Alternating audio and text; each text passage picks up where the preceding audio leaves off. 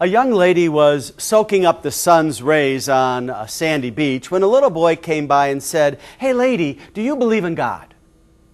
She was startled at first and she responded, "Yes." He then asked, "Do you go to church every Sunday?" Well, intrigued, she said, "Yes, I do." And then he asked, "Do you read the Bible and do you pray?"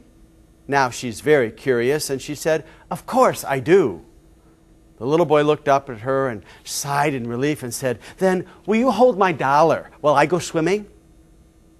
The little boy in the story was very straightforward and very honest because he wanted to entrust to this lady, a stranger, something of great value to him, his dollar.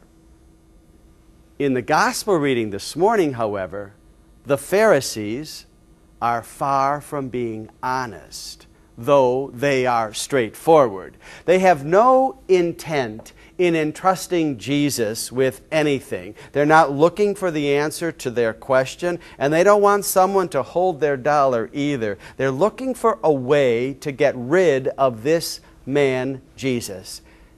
And Jesus recognizes their dishonesty. Now, over the past several weeks, as we've been listening to the Matthew parables, we've come to understand that the Pharisees were antagonized by Jesus' teaching. Antagonized enough that the Pharisees sided with their enemies, King Herod and the supporters of Rome. And why, you might ask? In order to trap this preacher, Jesus. So as the gospel story goes today, any answer to their question, is it lawful to pay the census tax, would condemn Jesus. He would either be reported to the Romans, arrested, or he would be discredited by his own people. It's one of those situations that perhaps we've been up against. Criticized if we do, criticized if we don't. But in today's gospel, we look to Jesus. What does he do? He looks closely at the disciples of the Pharisees, holding this graven image in the holiest of their world, and he recognizes their insincerity and the danger of their question, and he flips it around and turns it right back on them. He says, "You are the ones, my friends, who need human rulers. You use this money for trade and therefore accept domination of Caesar." And without saying it, he says, "But remember, you should remember also due to God."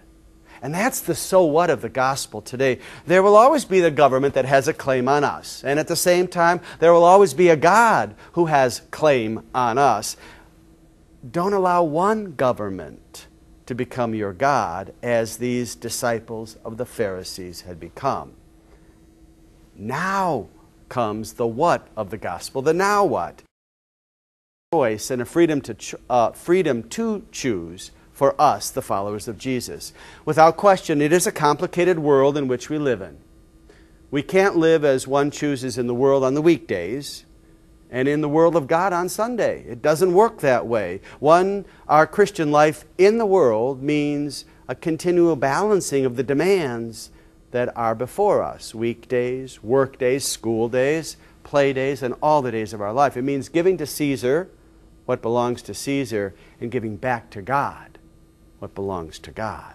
May we live well this week as stewards and as disciples in word and deed. Amen.